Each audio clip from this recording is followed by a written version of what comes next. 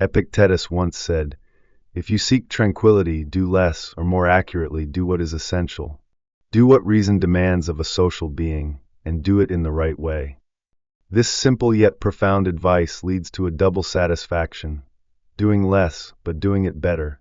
It's about refining your focus and prioritizing what truly matters, rather than spreading yourself too thin. In our modern world, this concept doesn't just apply to how we manage our time, but also to how we value ourselves and how others begin to value us. Ever notice how you might lose interest in someone, only to find yourself suddenly intrigued when they stop paying attention to you? This isn't just some game of playing hard to get. There's a deeper, psychological layer at play. It's about how our self-worth often becomes more apparent to others when we start valuing ourselves more than we value their opinions. This is a timeless principle, deeply rooted in Stoicism, which teaches us the power of emotional independence and self-sufficiency. By embracing Stoic values, you can change how others perceive you, and not just in romantic relationships. The wisdom of Stoicism offers a path to self-empowerment that makes you more attractive simply by focusing on your own growth and inner peace. Let's dive into how adopting these ideals can transform your relationships and make you irresistibly magnetic. It might sound counterintuitive, but sometimes being less available can make you more valuable. This isn't about playing games or making others miss you for the sake of it. It's about practicing what Stoics call detachment, the art of prioritizing your own well-being and growth over the constant need for validation or interaction. When you step back and start focusing more on yourself, you're not being indifferent. You're showing respect for your time and energy. It's a powerful signal of self-worth that others can't ignore. Imagine this. When you're always available, people might start taking you for granted. But when your presence becomes less predictable, others begin to recognize how valuable your time and companionship truly are. This concept isn't just about creating a sense of longing in others. It's about showing them, and yourself, that your contributions, whether personal or professional, shouldn't be constant or assumed. It's a way of teaching others the value of temperance in their expectations and interactions with you. As Seneca wisely put it, it is not the man who has too little, but the man who craves more that is poor. By managing your availability, you're teaching others about contentment and the value of what you bring to their lives. At the same time, you're investing in your own personal development. The more you grow, the more interesting and attractive you become, not because you seek validation, but because you're self-reliant and comfortable in your solitude. You've become someone who is happy with who they are, not who others want you to be. When you intentionally reduce your availability, you disrupt the typical dynamic in your relationships. This is a powerful shift, akin to redirecting the flow of a river. Once the flow changes, everything around it must adjust. In relationships, when you alter how often you engage, the people in your life must learn to adapt, too. This shift in dynamics is revealing. It shows you who values you enough to make an effort, and it helps others realize the true worth of your presence when you're around. Stoicism teaches us to focus on what is within our control, and while you can't control how others feel about you, you can influence their perception of you through your actions. By changing your availability, you're embodying a Stoic form of wisdom, showing that your time and emotional energy are not automatic gifts, but precious commodities that must be respected. This isn't about playing hard to get. It's about respecting yourself enough to establish boundaries. It's about resetting the expectations in your relationships so they're based on mutual respect. When people see that your time isn't a given, they begin to recognize that they need to earn it. And in doing so, you not only elevate their view of you, but you also elevate the quality of the relationship itself. Stoicism teaches balance, both in emotional responses and in relationships. Just as Stoics strive for equilibrium in their emotional lives, reducing your availability requires finding a balance between being approachable and protecting your own energy. This shift helps you maintain healthier, more reciprocal relationships, where the effort is mutual and the connections more fulfilling. Independence is a cornerstone of Stoic philosophy, but it's not about isolation. True independence is about emotional self-sufficiency and finding contentment within yourself, regardless of external approval or attention. When you practice self-reliance, you free yourself from the constant need for others' validation or company. This kind of independence makes you incredibly attractive. People are drawn to those who exude confidence and self-sufficiency because they embody stability and strength. They are the architects of their own joy, not reliant on others to fill a void. And this confidence isn't about arrogance, it's about inner peace and clarity. When you become self-sufficient in your emotions and decisions, you naturally radiate a sense of control over your life, which others find magnetic. Moreover, this independence changes how others view your time and energy. If you were once overly available, now you are someone who selectively engages with others. This doesn't mean you care any less about people, but it means that you care more about your own well-being and priorities. You are no longer someone whose attention is constantly up for grabs. Your presence is something people must earn and appreciate. This fosters respect and makes your interactions more meaningful. Independence also leads you to engage in a variety of personal interests and activities, enriching your life in ways that make you more intriguing and dynamic. You become a person who brings new ideas, experiences, and perspectives into every conversation. Someone who is sought after not out of convenience, but because you offer something of substance. The allure of independence teaches you and those around you that your value doesn't decrease when you spend time alone. In fact, it enhances your worth in both your eyes and theirs. When you find contentment in solitude, you attract others who value you for who you truly are, not just for the attention you give them. And that, ultimately, is the kind of attraction that is both deep and enduring. Living a life of true autonomy is about more than just being single or in a relationship. It's about mastering how you manage your independence across every facet of life. By embracing Stoic independence, you discover a freedom that many people yearn for, freedom from neediness, desperation, and the emotional chaos that can strip away self-respect. This kind of independence is magnetic because it's rare and deeply fulfilling. It's about feeling complete in your own skin, and that completeness is one of the most captivating traits you can embody. When you are whole on your own, you radiate a quiet strength that naturally draws others to you, because you no longer rely on anyone to validate your worth. The idea of rarity plays a powerful role in Stoic philosophy.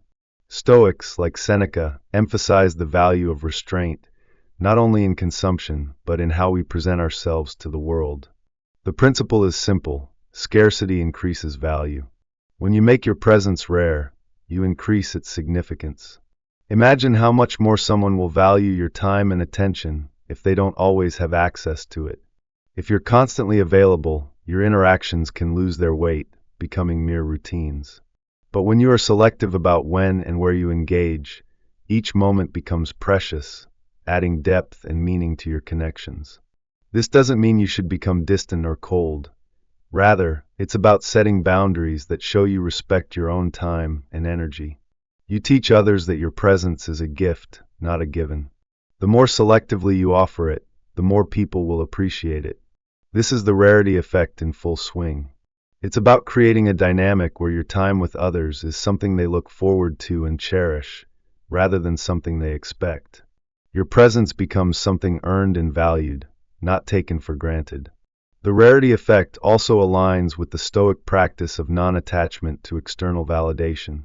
By being more discerning with how often you make yourself available, you cultivate emotional discipline. And, just like fasting teaches you to appreciate food, your absence teaches others to appreciate your presence. Relationships become more meaningful because time with you isn't just about quantity, but quality. Now, consider the contrast that confidence brings into the picture. Stoicism teaches us that confidence isn't about loud bravado or projecting a false image. It's rooted in a deep understanding of our own value.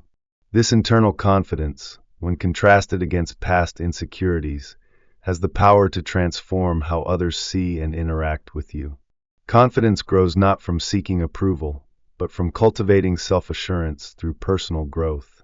As you stop depending on others for validation, you start to radiate a quiet, authentic confidence that draws people in. This transformation can be shocking to those who once saw you as someone who doubted themselves. When they see you confidently owning your worth, they can't help but reevaluate their perceptions of you. This isn't about appearing perfect, it's about being grounded in your own truth. Stoic confidence comes from knowing what you can and cannot control and living in alignment with your values, regardless of external circumstances.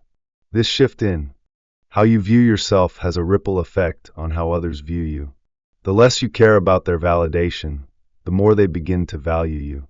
This Stoic form of confidence is contagious because it's authentic, not performative. It's about knowing your worth, standing firm in it, and showing others the same respect and value you give yourself. But what about the inevitable pain of regret? Regret often hits when we realize the true value of something only after it's gone.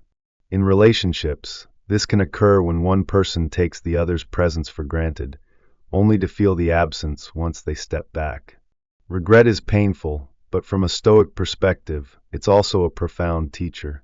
It forces us to confront our mistakes and recognize what we've overlooked. The pain of regret isn't just something to wallow in, it's an opportunity for growth. The Stoics saw regret as a call to action, a reminder to live more mindfully, appreciate those around us, and make better decisions moving forward. In relationships, it can be the catalyst for a renewed effort to be more present, more grateful, and more intentional. Stoic practices like negative visualization, the idea of imagining loss before it happens, help mitigate the sting of regret. This practice reminds us to cherish what we have before it's too late. The pain of regret doesn't need to be debilitating. When approached with a Stoic mindset, it becomes an invitation to realign with our values and become better versions of ourselves. It encourages us to show love and appreciation before it's too late, fostering deeper connections with others and encouraging us to live a life we won't regret. In the end, the Stoic path is one of empowerment, resilience, and self-awareness.